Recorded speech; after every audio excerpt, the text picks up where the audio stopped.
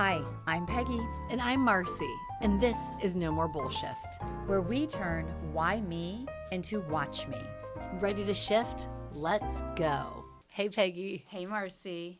How are you? Good. Loving life. Good, good. Today we have a mini episode, and it's about, like, let's say somebody has manifested something, and they're getting close to the goal, the thing, and then they are like, actually, I don't think I want this in my life after all. Okay, so this resonates so hard for me because so in human design, you don't have to know human design. I'll make it make sense. But in human design, I am a 3-5, which is the Great Life Experimenter. Okay, love that for you. Yeah, it's great. And I'm also a manifesting generator, or affectionately called a Manny Gen. Okay. When I tell you I pivot hard. I probably pivot harder than I do anything else in my life. There are so many things I think I want, Okay. and I get about halfway in, and I'm like, I'm going to take this road instead. And I take an off ramp.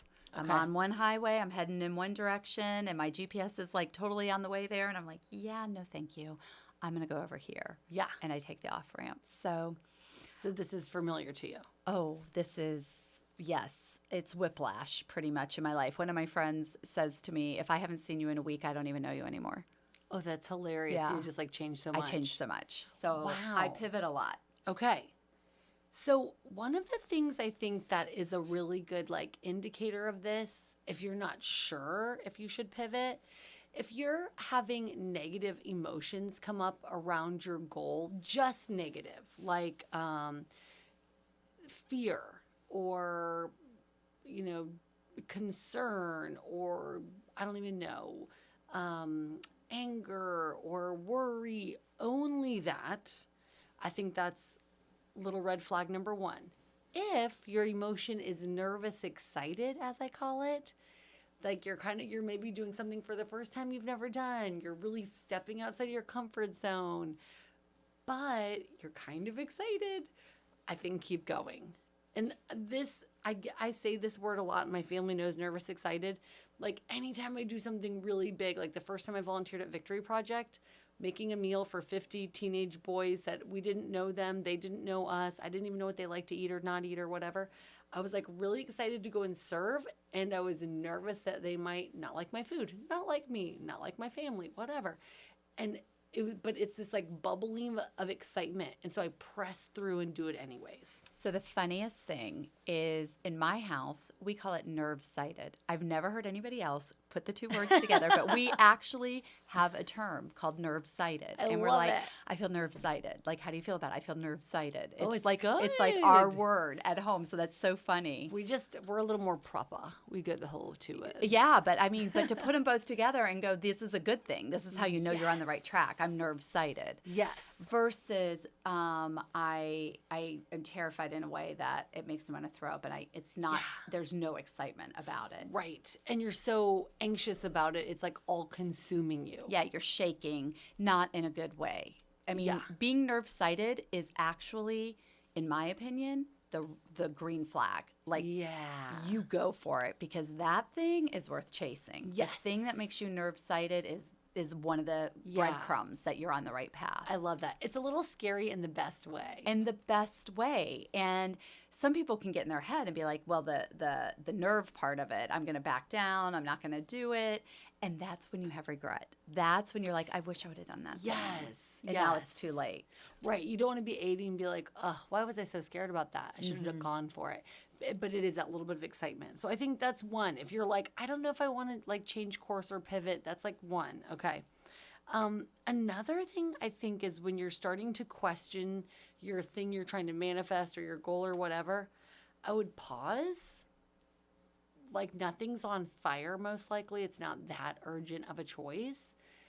I would pause, meditate, breathe on it, journal, try to get mindful, try to like slow it down. Because sometimes I think we can get going so fast and we feel like we can't get off this ride. But no, take a moment and see if it's really what you want or if maybe you don't want that. Well, and we say in human design, again, is that a lot of us, most of us are emotional processors. And what that means is we make decisions in the heat of an emotional response when we're actually meant to ride the wave before we make the decision. So we're meant to come out of that emotion, get to a neutral place, and then say, do I still feel that way? One way or the other. But you get to a neutral place, then you start to make decisions. Is this time to pivot? Or was I just, somebody yelled at me and I was like, forget it, I'm not going to do it. Right. It was emotional. Or I was frustrated, because you're going to have those moments too. It's not always nerve-sighted. If it's not terrifying you, if it's not scaring you to death, maybe you're not having big enough goals, you know? True. They're Very true. scary in the beginning. Yes. This was scary. Doing Yes. a podcast was scary. And now it's not. Right. And so you just have to sometimes push through. So sit with it until you get to neutral is my advice on that one. Yeah, I think that's good. And then I think one more tip that's really something that can be good. Like if you're going to pivot, it doesn't always have to be a massive pivot. It could also be a small tweak. Like we still like this aspect of the thing, but maybe this thing we tried didn't work out. And so it doesn't mean we have to throw the whole baby out with the bathwater. It might just be a little tweak, like just a little something. Yeah, and I think it's really important that to not feel like you're failing because you're pivoting. Yes. It's not a failure. You're This a is scientist. just exactly. This is just you course correcting. Yes. You started down one path, you followed where that path led. You were never in the wrong place. It's never wasted. Right. There's just a different path, but maybe you had to go that way to get to that path. Yes. What was the Jay Shetty quote you were sharing with me? Oh, don't undervalue the goal and undervalue the growth.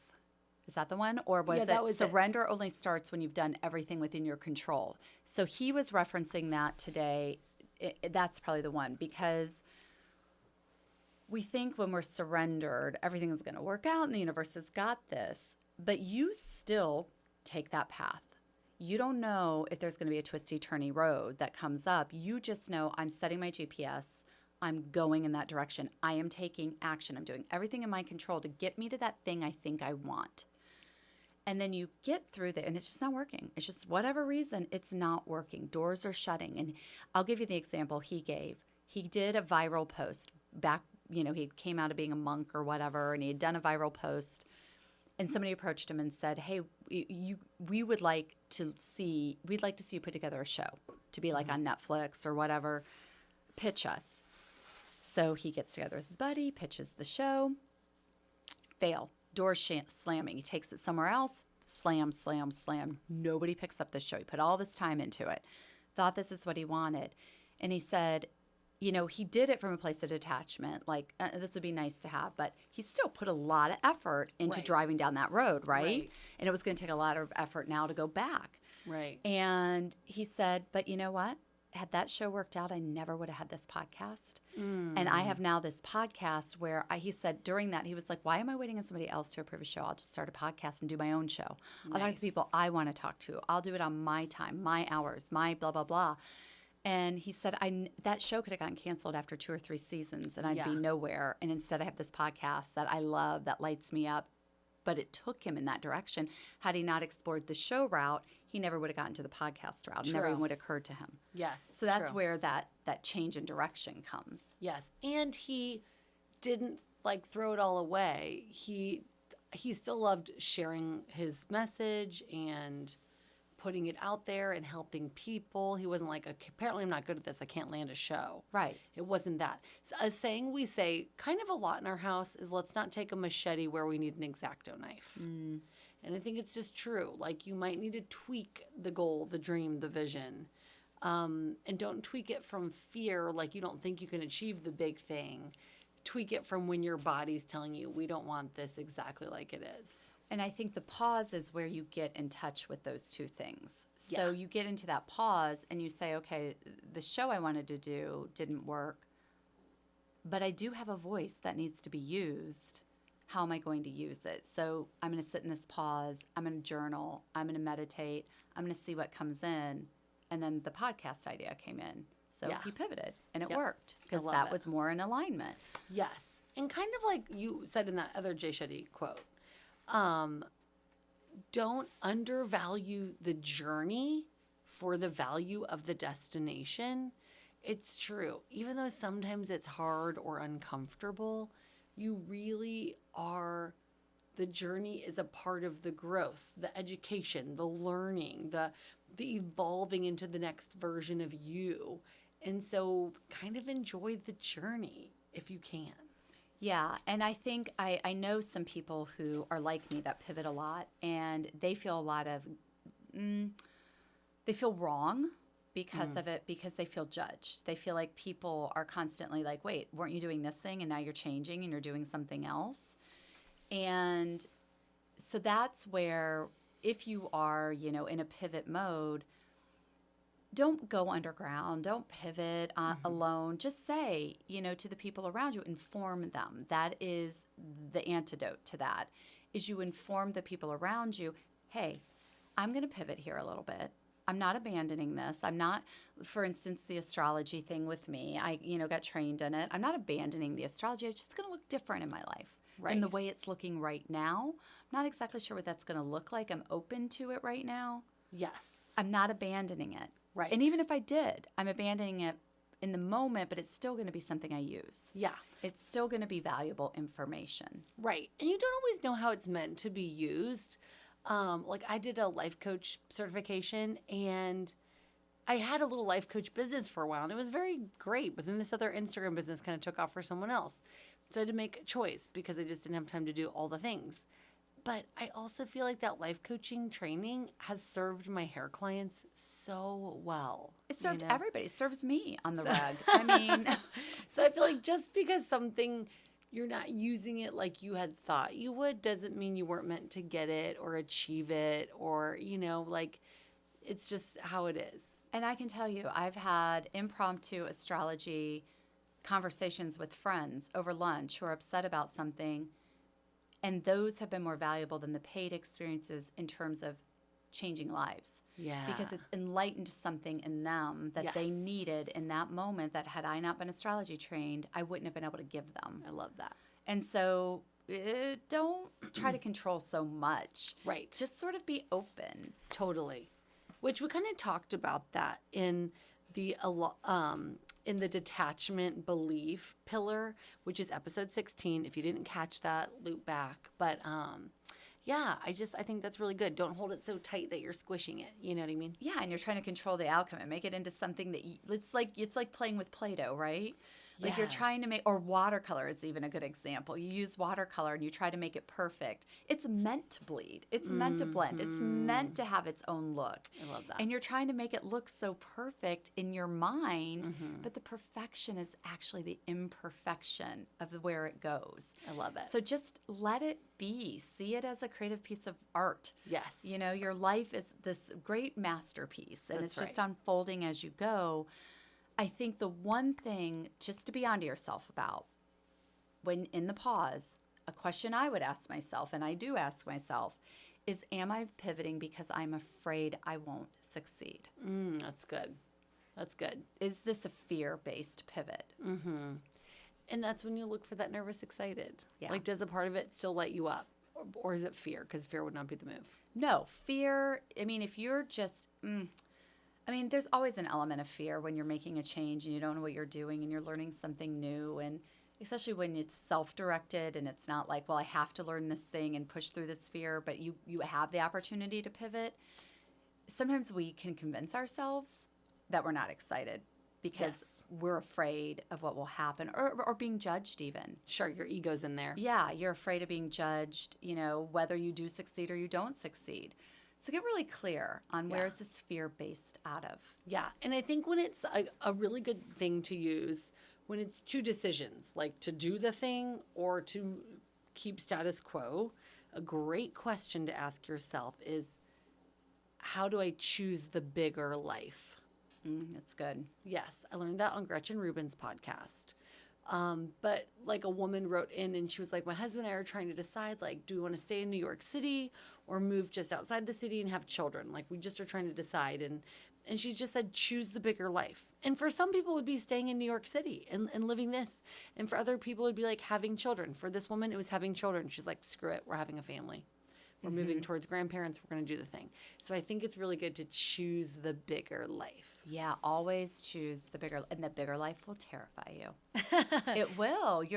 Just think about it. You're just not necessarily ready for the bigger life until you get the bigger life because you don't know what it's going to feel like.